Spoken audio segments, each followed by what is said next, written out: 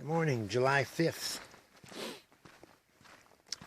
I camped last night where the PCT meets, Forestry Service Road 60. A couple other gentlemen southbound.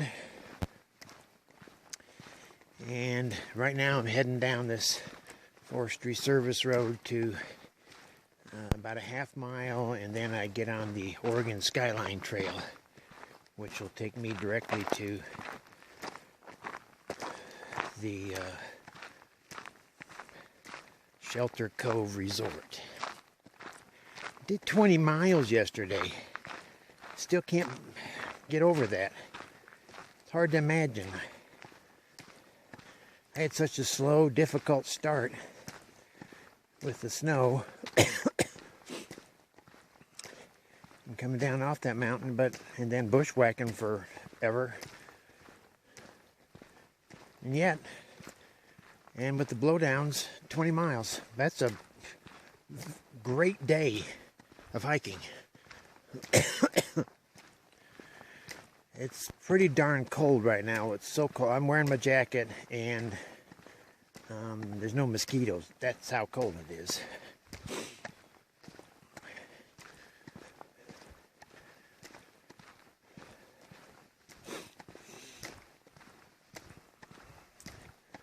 It's good hiking weather. Tons of these little green plants. They're not fern. I don't know what they are.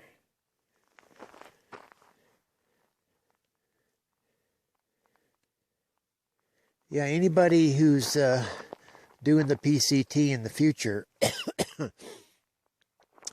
you're more than likely going to take this alternate trail into Shelter Cove.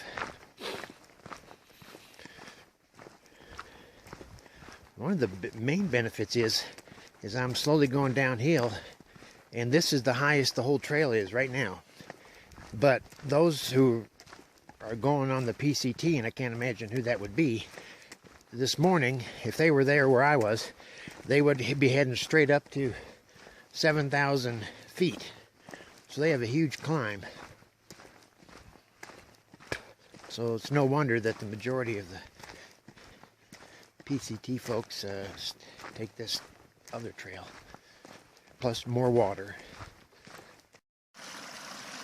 It's hard to believe these two water sources aren't on anybody's maps. I wouldn't have had to go down to that stupid spring, nasty, way, way, way deep down a steep mountain climb. I had enough water to make it here. Both these creeks are in great shape. Maybe they're seasonal, but there's more water in them than others that I've seen. Live and learn, huh? Maybe somebody watching this will remember that. So this looks like here we are, and they're calling it the Oldenburg Lake Trail. Crescent Lake, yeah, that's the campground. The first campground. All right. The Oregon Skyline Trail.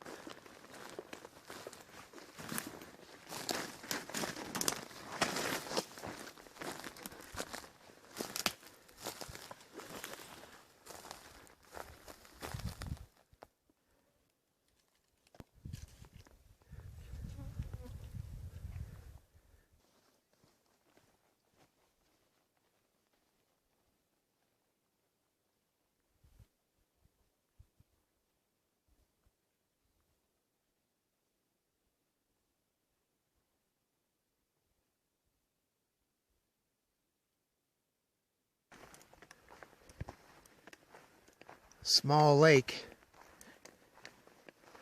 I wonder if it even has a name.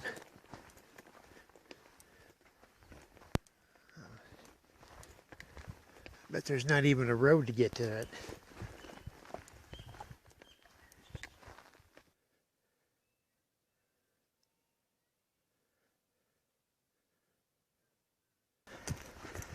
I had my concerns about the Oregon Skyline Trail, about how easy or difficult it would be to follow. Now that I've been on it for 6 miles, it's all been very straightforward. It's a wide trail. It's wider than the PCT has been. See some tire treads on here. I believe the sign back there said that this trail was okay for hikers, horses, and motorcycles. I might be wrong, but I think that's what it said. Or maybe that was bicycles. It just kind of meanders up and down. I haven't had any significant climbs or descents.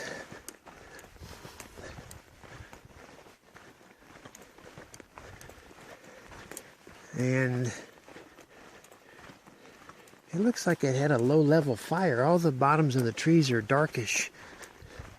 It's like something happened. There's like no scrub. So it seems rather dry here. The trail's real dusty. I'll say that. I got a feeling the horses have really pounded this thing. It's sandy. No mosquitoes and no snow. What a far cry that is from this time yesterday morning.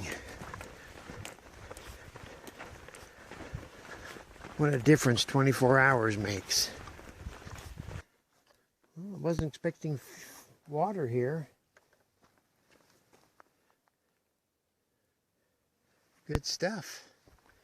I mean, probably dirty as heck because all the horses and stuff going through it, people, but you know, upstream it's probably all right. Maybe that's a little creek or a seep, maybe a spring. Check this out, a pond, lake, so clear.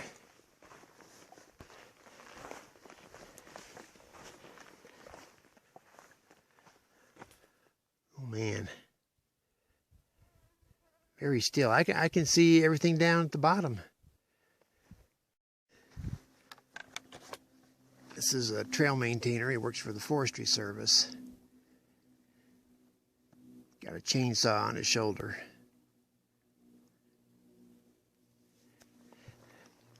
Just had a nice little chat with him. He was asking me how many trees are down. I guessed about 30 or so. This is Whitefish Creek. All kinds of clear, cold water. I'm making my way up to about 5,800 feet in a little lake, I think called Diamond Lake, or there's a couple of lakes around here with the word diamond in it. I have just under 8 miles to go to Shelter Cove Resort. Shocking that I might make it to Shelter Cove in 4 days from Crater Lake. With the trouble I had with the snow up there on top. I knew it was at least 5-day hike. So I'll take a day off at Shelter Cove, recuperate, rest. They don't have a whole lot there. You would think a resort, got no restaurant. They have frozen pizzas and hot dogs. And I hear they're both okay. So I won't complain. That's better than what I'm doing now. Well, not better, but different.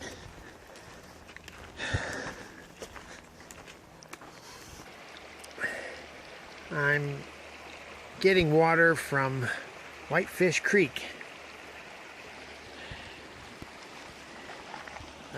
I was going to get it at the lake, which is ahead, but lakes mean lots of mosquitoes.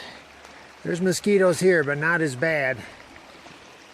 And so I'll treat this water since it's coming out of a lake, and this is a big stream, so there's a pretty decent chance there's Giardia in there. I'm not willing to take a chance on it. Pretty creek though. It's nice hearing it.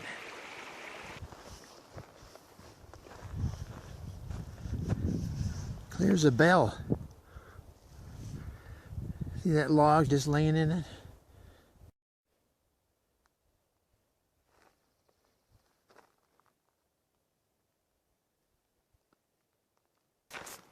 There's even a bridge.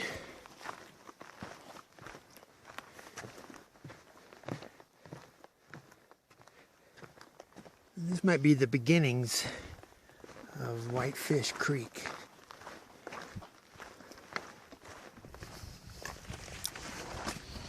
Diamond View Lake.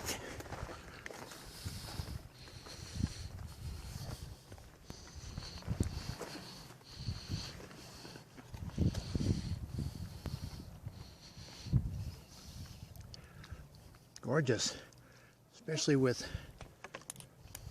snow-covered peaks in the background.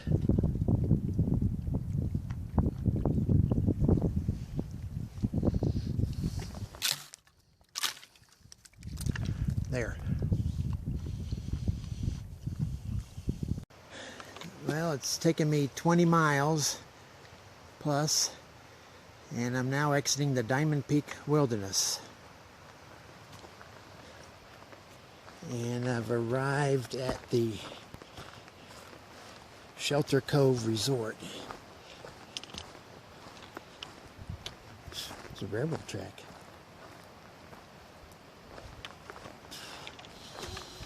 Where can I go from here to get to the food? July 6th, and I'm at Shelter Cove Resort. I just had a shower. Really nice facilities they got here. $1.50 for 3 minutes, which isn't long enough, so $3 for 6 minutes. But it was it's a pay-as-you-go thing with all quarters. You can see the thing over there, put your quarters in. And of course I've gotten like no clothes, right? Because here's my towel, so that's what I use to dry off with. I'm wearing just my puffy and gym trunks, because everything else is in the laundry. I mean everything. So on a laundry day, you look weird because you're just wearing the bare minimum, and we don't carry any spare clothes for this kind of thing. Everybody's here for the fishing or just sitting at the lake.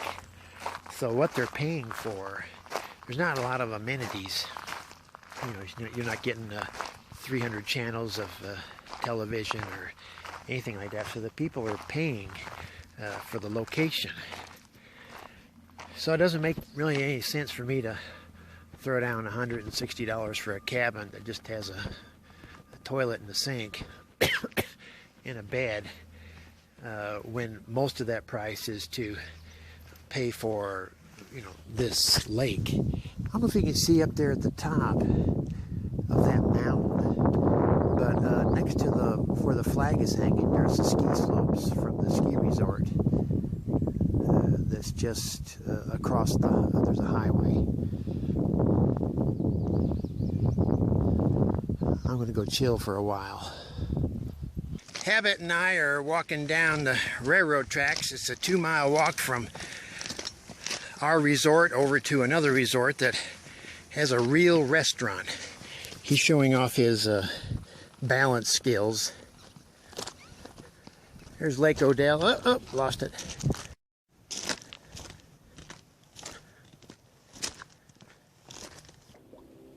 Well, I had a really nice lunch down at the Odell Lake Resort.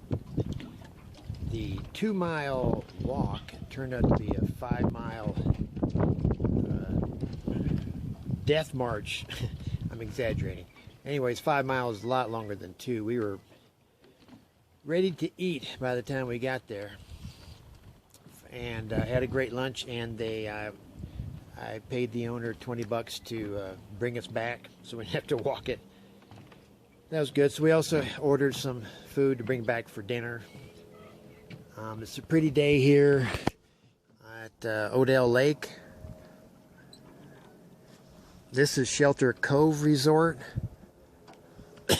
Everybody's already done their fishing for the day, and Odell Lake Resort is at the other end.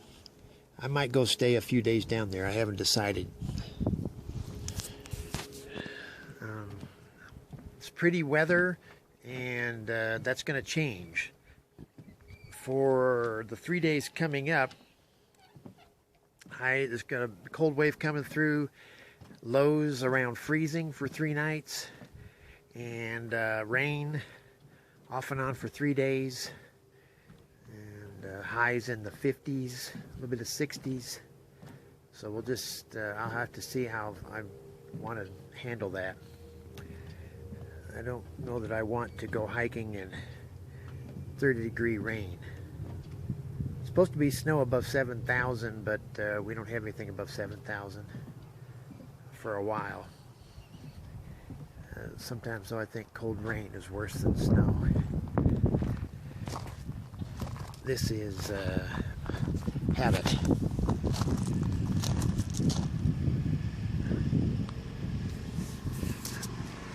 I would tell you that Habit's chilling out, but I think he's just flat out sleeping. Yeah. Out there in the desert, I came across pallets and pallets that people had dropped off. It was amazing. Pallets of water. Yeah, with a big trash jug for all the trash. It's like, wow, that's a lot of work out here. But you know, I mean, we didn't have that, and Yeah. and the thing is, if people are relying on that and it's not there, then you know we can really be in trouble. Well, that stretch between Walker Pass and Kennedy Meadows, there was absolutely no water except for the caches. Like it would have been Really? impossible to do it without. There's no. a river right before you get into it. Yeah. Well, that river, yeah, the Kern River, that was the only water. But before that, it was a good 45, 50 miles with nothing at all. All the springs were dried up. That was the driest stretch that I saw in California. It rained most of the night. Never hard, just sprinkling all night long on the tent. And we got 3 days of rain coming up, so I'm going to go to a resort across Odell Lake and spend 3 nights and avoid the rain and the cold front.